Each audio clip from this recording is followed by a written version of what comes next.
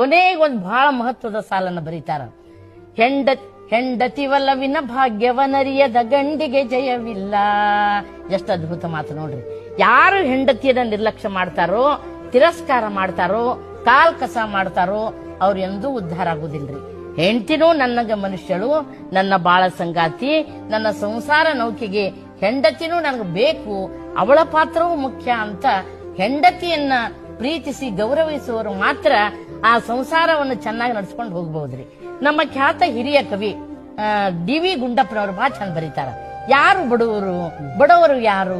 ಶ್ರೀಮಂತರ ರೊಕ್ಕ ಇರ್ಲಾರ್ದವರ, ಜ್ಞಾನ ಇರ್ಲಾರ್ದವರ, ಮನೆ ಇರ್ಲಾರ್ದವರ? ಇದೆಲ್ಲ ಪ್ರಶ್ನೆಗೆ ಬಹಳ ಅದ್ಭುತವಾಗಿ 4 ಸಾಲು ಬರೀತಾರ. ಮಡದಿಯ ಒಲವಿನ ಸವಿಯ ನರಿಯದವ ಬಡವ, ಉಡುರಾಜ ಲೋಲುಗದಿ ಕುಳಿತು ಮೈ ಮರೆಯದವ ಬಡವ, ಮಕ್ಕಳೊಡನೆ ಬೆರೆತು ನಗಲರಿಯದವ ಬಡವ, ಬಡ ಮನಸ್ಸೆ ಬಡತವ ಕಾಣ ಮಂಕುತಿಮ್ಮ.